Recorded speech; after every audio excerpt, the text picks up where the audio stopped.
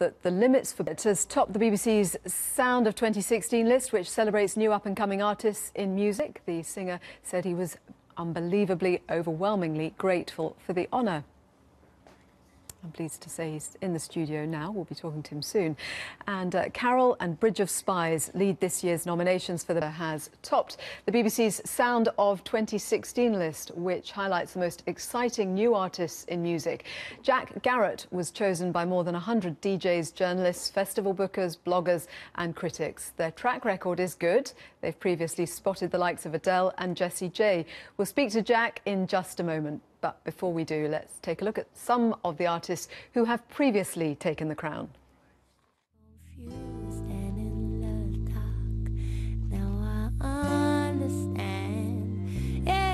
Pleased to say 2016's winner Jack Garratt is here with me. Thanks for coming in. Congratulations. Thank you very much. Thank you. How are you feeling? I feel good. I feel all right. I'm tired. I've been up for a lot of today. I've been doing lots of talking to people about this fantastic news. But no, I feel great. I'm very overwhelmed. I don't quite know the words yet that I need to describe how I'm feeling, but I feel great. Let's listen to some of your music. Yeah. Rare that something comes along in music and it is completely different from everything else. I mean, yours is, isn't it? How did you come up with this sound? The sound that I seem to have fallen into, I think, is one that I'm still I'm still learning about. I'm still kind of putting together and trying to find out myself exactly what it is. But I think that's exactly why people have kind of seemed to say it is different from some other things that are available at the or out at the moment. I never try and be alienating. I don't want people to think that they can't listen to my music because it's too different. But I like to challenge myself, and I think in turn that therefore ends up challenging some listeners, but in a positive way, in a great way. I only want to include people. I only want people to feel like they're having fun when they listen to my music.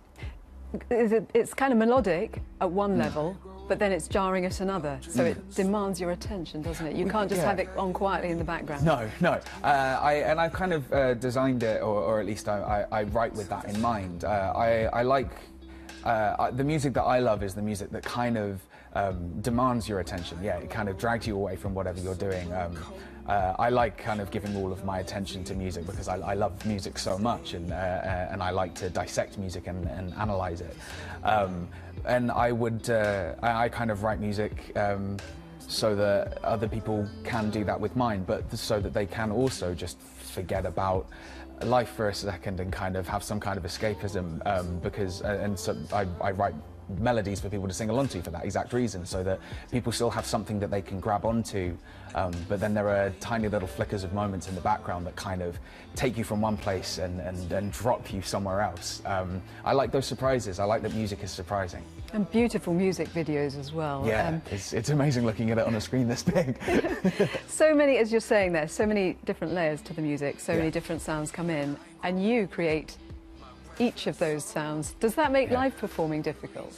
It does make performing it live difficult, but it also does make it, it makes it simple at least to think about how I'm going to do it live, because I make everything myself in the studio. I therefore kind of thought, well, I might as well do everything on my own when I play live as well, and that's what I ended up doing. So I play lots of different instruments all at the same time, and I loop certain things, but then play certain things together, things like guitar and drums and keys and bass, and then singing all the while. So it's kind of, lots of people have deemed it as being a kind of modern one-man band.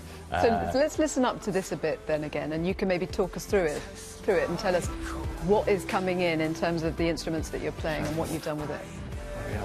So this is a song of mine called Weathered. So on this there's, this is actually one of the oldest songs I wrote, so this is including all, this is all me on this record. There's lots of piano that I'm playing, there's lots of guitars I'm playing, all the drums and everything I'm playing as well. So when I do this live, I loop up some piano riffs that kind of drop in and drop out at certain parts of the song, but then I've got drum samples all set up on a drum pad that I use, and the whole time I've got a guitar around my neck that I kind of swing behind my back when I don't need it, and then I'm playing bass and drums at the same time and flip around the guitar when I need to do that, and again all the while singing. Wow. How many instruments do you play? I actually, I don't know. The thing that I love about music and the thing that I love about musical instruments is that every musical instrument has been designed to be playable. There isn't a musical instrument, at least that I'm aware of, that has been designed so that it's impossible to play. I kind of took that as an invitation more than anything, and I therefore like to pick up any instrument that I see. My whole thing when I was a kid, my ears and my hands talk very well to each other.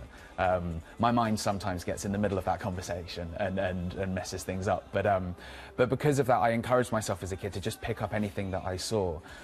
Any instrument that I thought I'd be able to play, I'd at least try and play it. And my attitude towards it is if I'm given an instrument I've not seen before, I will try and get something out of it in half an hour or an hour or so. Just give me some time to play around with some ideas, and I'll give you something by the end of it. It might not be technically right, but it will be something. That's an extraordinary talent. Oh, thank you. Yeah, it took me. It was something I noticed at a young age when I realised that that not all my friends kind of could do those things, and I started to realise that it was a part of my personality. It was a part of my character. So how old were you then?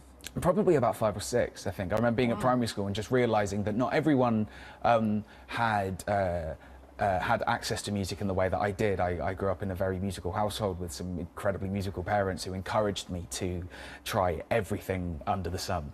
But yeah, presumably this talent has come from within you at that to have been discovered at that age. Yeah, exactly. To have been that young and to have realised that at that age I didn't quite know what was happening. I just knew that I could sit down at the piano and play a melody that I'd heard the day before, but without music, and just letting my ears figure it out for myself. And the same with guitar. And as soon as I realised I could do that on multiple instruments, that's kind of when I started to realise that there was something greater going on that I wasn't aware of.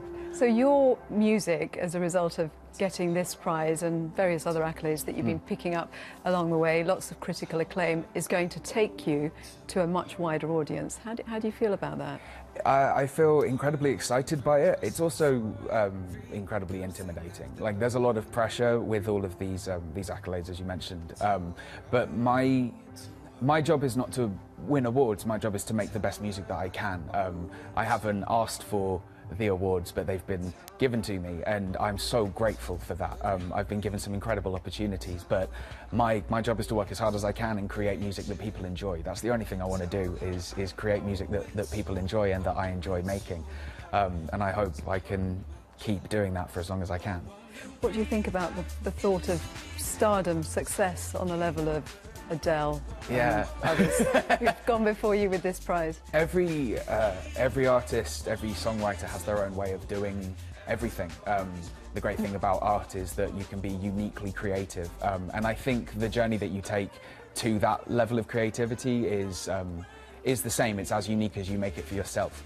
I can't predict that I will, reach the kind of astronomical heights that previous winners like Sam Smith and Adele have achieved, but I can work as hard as I can. Like, those guys didn't suddenly become the biggest selling artists in the world overnight. They worked hard and honed in their talents and honed in their craft and became world-class musicians.